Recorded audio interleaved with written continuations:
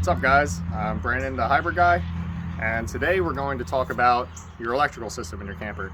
I've had a couple requests for this, and it's something very important that you need to know, and most of your electrical nightmares or problems you're having can be solved with a simple multimeter. Now, this is a cheaper one. This one I had purchased at AutoZone, Advanced Auto Parts, Walmart, Harbor Freight, anywhere you can purchase a multimeter from. For the average person, what I would suggest is getting what's called an auto ranging multimeter. So this one's simply just going to show you AC volts, DC volts, ohms, continuity, and then off, obviously. So this one will auto range, so you don't have to pick the specific numbers that the average person may not understand. So for our scenario, what we're going to be doing today is DC volts and resistance and continuity. DC volts is what comes out of a battery. This is your RV's battery. DC volts is direct current.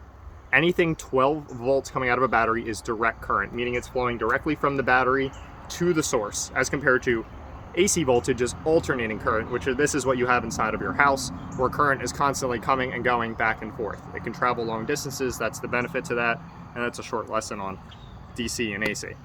So the first thing we're going to check, if you're having issues, if you come out to your camper, and a lot of people ask me this question, they say, how do I tell if my battery is charging?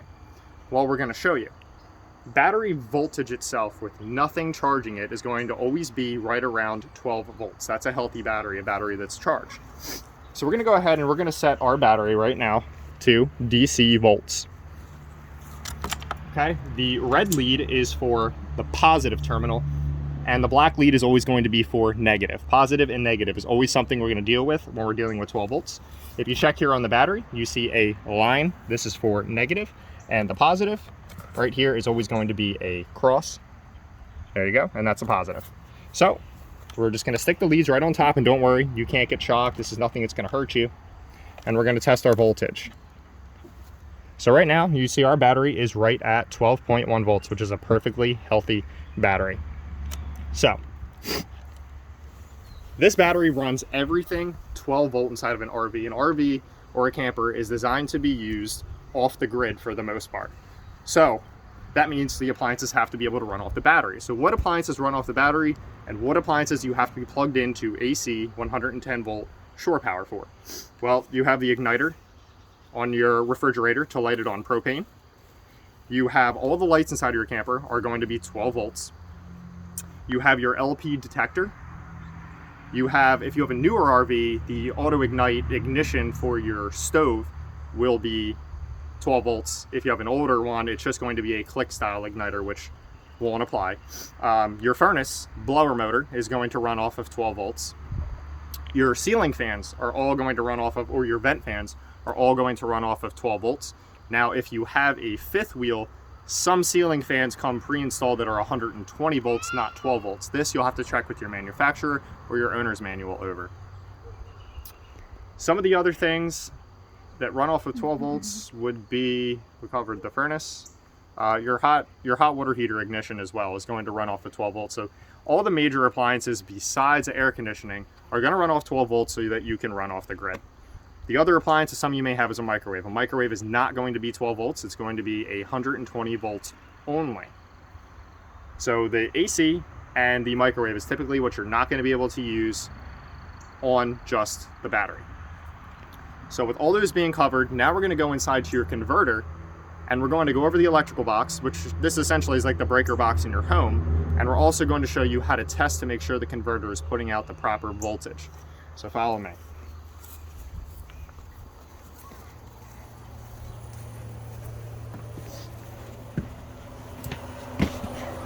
Excuse the mess in my camper. We're doing a lot of renovations and upgrades right now. But as you can see right now, I previously had turned on all the lights. I have my range fan on, and I also have my bathroom fan on, so I could try to run down the battery a little bit so I could show you exactly what you're looking for. If you don't have a multimeter, I have a simple test to be able to tell if your converter is putting out power. Now back here is your electrical box. Every RV has one of these. Mine is an Atwood, and you're going to have a black box in your camper that's going to look exactly like this. So we'll flip it down, and whoa, bunch of scary wires. Nope, not as hard as you think. So down here, just like a house, we have breakers. I have 1, 2, 3, 4, 5, I have 6 breakers, ranging from 30 amps to 15 amps. Now up here, it's gonna be different from your house, is we have what I call a fuse board. So we have a bunch of fuses. Now these fuses are all for everything 12 volt inside of your rig. So down here, it actually shows you, this is your DC branch circuit. This is everything 12 volts. So we have the furnace, lights, the radio, and the DSI hot water heater. On the 120 volt side, we have our AC, we have our converter, microwave, refrigerator, and our GFI outlets. So what we can go ahead and do to test for 12 volt first, we're going to go ahead and we're going to switch the meter to continuity. And when we touch this together, what we're going to see is if there is resistance or not. And this is how we can tell if a fuse is good or bad. So, I'm going to put the meter up here. We're going to go on our first fuse. If you look at the top of the fuse carefully, you can see metal sticking out, one on either side. You're going to put one on one lead, and one lead on the other. An overload means it, or OL stands for overload, or it's a clear path, which is a good sign. That means the fuse is good. We're going to go ahead and check all these, or it could be 0. Now, I don't have anything busted in mine. I don't have a bad fuse. But all these may have a tiny bit of resistance, but this is showing that we do not have any breaks. Now, we would see a bunch of numbers in here if we had a break. Now, another way we can do this is we can go ahead and go back to DC volts. On one side of this fuse here is going to be constant 12 volt power coming from the battery. Power goes through the fuse, down the bottom, and out to your accessory. So that way, if anything gets overloaded or something, the appliance breaks, the inside of this fuse will break and cut the connection between the battery and that device. So if we check here, we're going to have the exact same voltage that we have at our battery. Excuse me, get it. It can be a little tricky to get in those probes sometimes.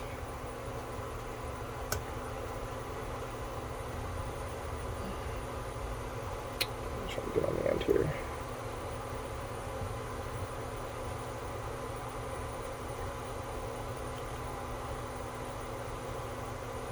Excuse me, this meter is not cooperating.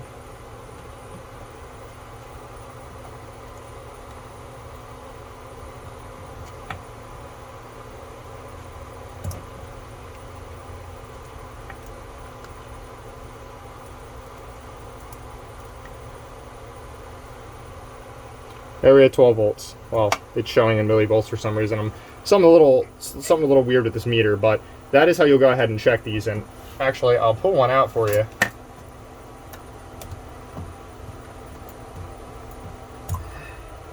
Well, that one was for the lights. If you look inside of here, inside of the fuse, you can see that little metal wire. And that is what actually breaks if you have a short. So you can also, now we can check this continuity across the fuse at the bottom, you can even see.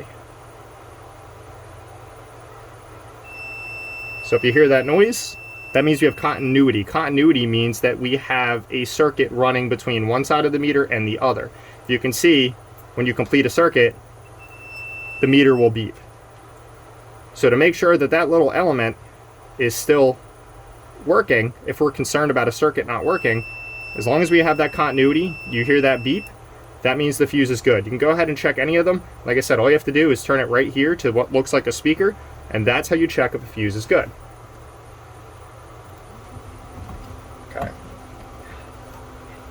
So now, how do we check to make sure the converter itself is working? This is the easy trick. I have the RV plugged in right now. I have all the lights on as well as the fans on. So what we're going to do is you're going to have a partner. You come in here. Excuse my fan, I have something caught up in there. And if you listen closely, we're going to listen to the fan itself, and we're going to look at the light bulb. Now this is going to be more obvious on the incandescent light bulb. I have all LEDs in mine, but on an incandescent light bulb, you're going to see this. As soon as you turn the converter's breaker on, you're going to hear the fan get louder, and you're going to see the light get brighter. This is because you're running off of just a battery voltage. What the converter does is work like an alternator, and it will charge up the battery up to about 13.5 volts. So you actually see everything get louder and brighter. That is 12 volt in your RV. So I'm going to go ahead and turn on the converter, and you're going to hear the fan get louder, and you're going to see the light get brighter in 3, 2, 1.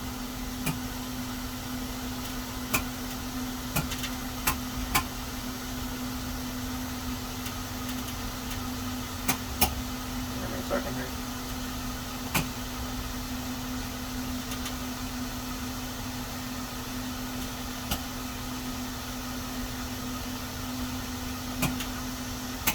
I think our battery's too charged to be able to notice the difference.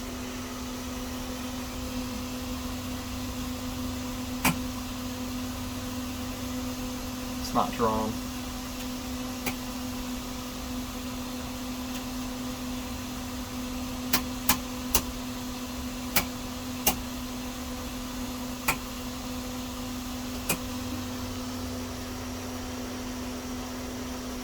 Well, I'm sorry that my battery is not is pretty charged up, and I'm going to show you another trick as to why my battery stays so charged up. But that is how you would check if you didn't have a meter if your converter is working. So I'm going to go ahead and flip the breakers on, and we're going to go back out to the battery, and now we're going to check the battery voltage.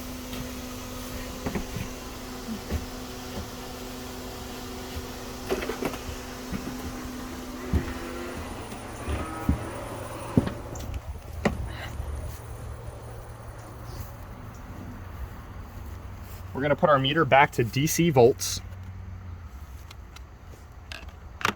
And we're going to go ahead and put the negative lead on the negative side of the battery and the positive lead on the positive side of the battery.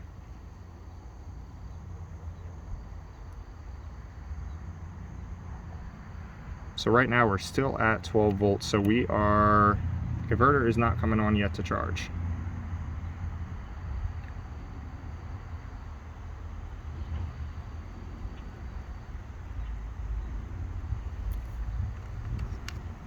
One second, let me make sure the extension cord here didn't get unplugged. Okay, sorry about that, guys. I had my camper unplugged by accident because one of my young ones tripped the power cord. So we're going to go ahead and now we're going to show you what happens when you flip the converter's breaker on with just the battery. So what you're going to do, just to recap, is you're going to turn the fan and the lights on in your RV with the battery connected, the RV plugged in, all of your breakers off. I'm going to go ahead right now. I'm going to flip the breaker on. You're going to see those lights get brighter, and you're going to hear that fan get louder. So if you look in 3, 2, 1, you see that light get brighter, and you can hear that fan get louder. I'll shut the converter off, and you can see the lights get dimmer. So I'm going to go ahead and keep that breaker back on. We're going to go out to the battery, and we're going to check battery voltage.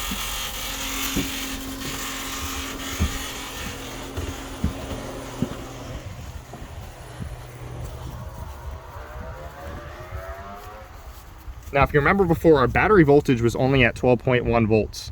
With the negative lead on the negative side of the battery and the positive lead on the positive side of the battery, we now have a full 13, almost 13.1, almost 13.2 volts. So we know that our converter is converting the AC voltage to DC. We're charging our battery, and our battery is powering everything in the RV. So right now, as it's being consumed, it's also being charged.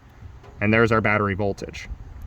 So that is an easy diag on how to check the electrical system on your RV and to make sure that your converter is actually working. Now, the last trick. If you're tired of your battery dying, let's say you let your camper sit for a week or two, and you come back and you want to use it and your battery's dead, well, I can tell you exactly why. So if you come over here and follow me, I'll show you.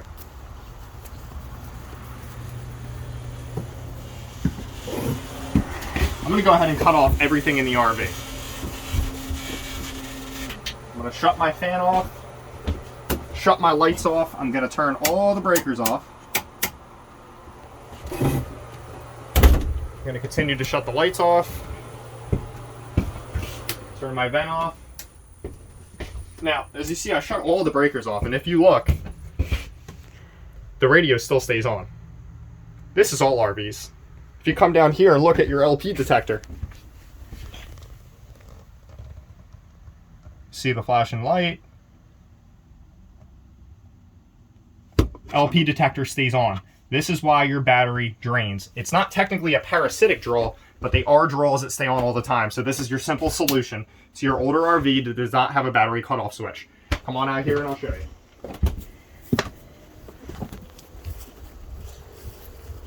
Now, anybody can do this.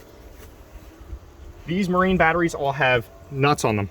This is a 9/16 nut. You can keep that size driver in your truck or your car at any time. Anyone can do this. I have mine loose at the moment, but we're just simply going to disconnect the ground, and that's it.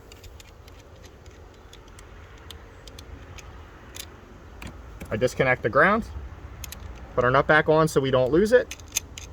Now everything in the RV is cut off, not to mention it's safer. So now you're gonna come back in 2 weeks, this battery is gonna be just as charged as it was. And this battery I just showed you at 12.1 volts, I've not been to this camper in about 3 weeks now. Didn't drop a single volt. So I'm Brandon the Hybrid Guy. This is how to quickly diagnose your electrical system and how to go over stopping your parasitic draw. I hope this helps. Like and subscribe. If you have any other questions, comment down below. If you have any other video suggestions, comment down below. That's it for this time.